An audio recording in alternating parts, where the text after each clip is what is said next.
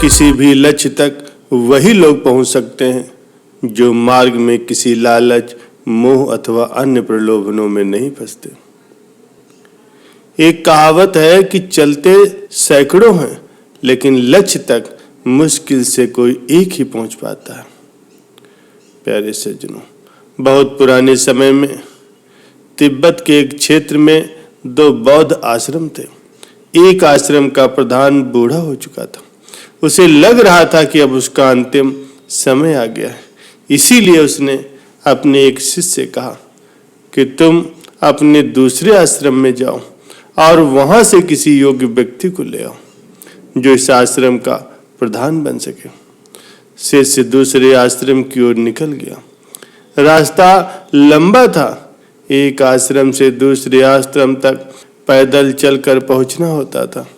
इस यात्रा में 1 सप्ताह से भी ज्यादा का समय लगता था। शिष्य कुछ दिनों के बाद दूसरे आश्रम में पहुंच गया। उसने वहां के प्रधान से कहा कि हमारे आश्रम के प्रमुख अब बूढ़े हो गए, अब वे ज्यादा दिन तक नहीं जी पाएंगे। इसीलिए उन्होंने मुझे यहाँ भेजा है ताकि मैं यहाँ से किसी योग्य व्यक्ति को ले जाऊं और उस आश्रम का उसे प्रधान नियुक्त किया जा सके।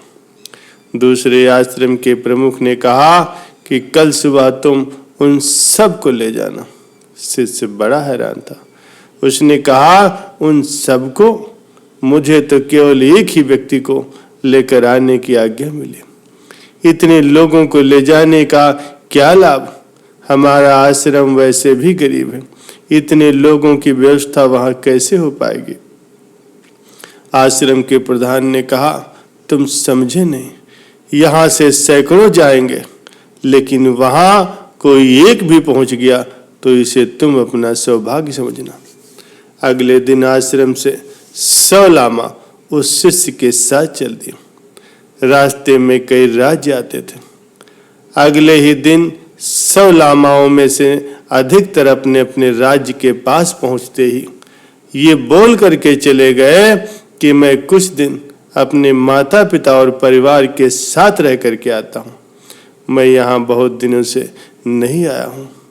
इस तरह 1 सप्ताह के बाद शिष्य के साथ केवल 10 लामा ही बचे थे। अब शिष्य सोचने लगा कि दूसरे आश्रम के प्रमुख ने सही कहा था। अब देखते हैं कि इन 10 का क्या होता है।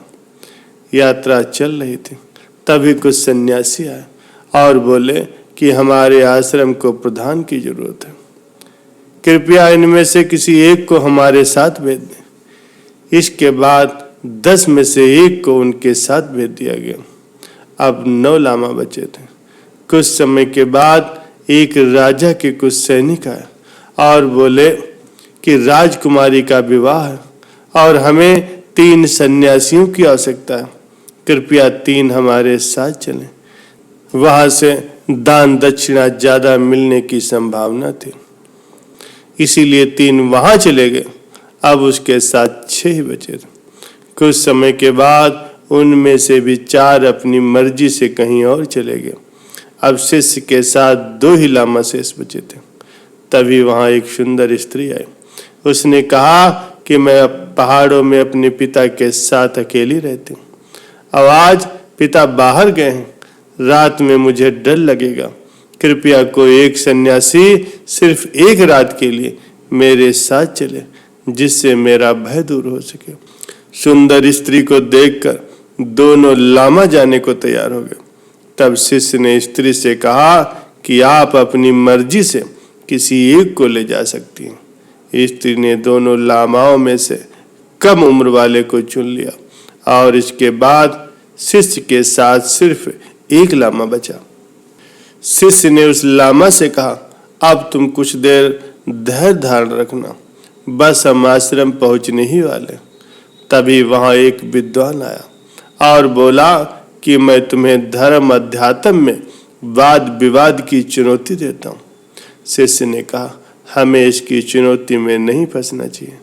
लामा ने कहा कि मैं इसकी चुनौती को अस्वीकार नहीं कर सकता। शिष्य बोला कि इसमें पता नहीं कितना समय लगेगा। वहां मेरे गुरु पता नहीं जीवित होंगे भी या नहीं। हमें यहाँ से चलना चाहिए। लामा ने कहा, मैं ये चुनौती छोड़ करके कहीं नहीं जाऊंगा। तुम अभी जाओ, अगर मैं जीत गया तो आश्रम को आऊंगा, अगर हार गया तो मुझे इस विद्वान का शिष्य बनना होगा। शिष्य उस लामा को भी छोड़ करके अपने आश्रम को लौट आया। वहां उसके गुरु प्रतीक्षा कर रहे थे।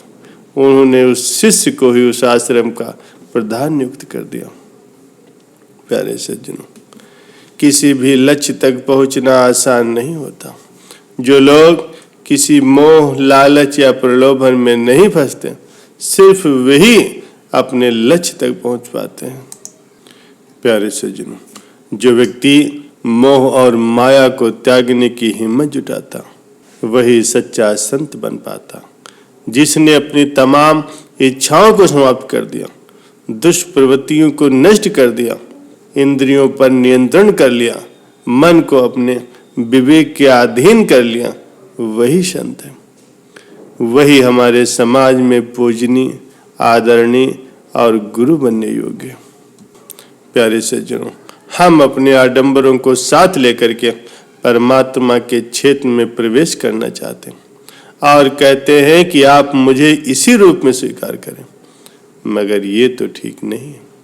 यदि आप पवित्र नहीं हो तो परमात्मा आपको कैसे स्वीकार करेगा?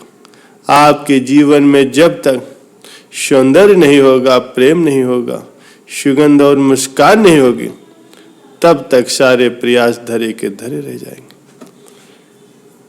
एक विदेशी महिला थी, वो रेल में सफर करने की शौकीन थी। उसके पास किसी फूल के थोड़े से बीज थे, जिन्हें वो अपने देश से यहाँ लाई थी।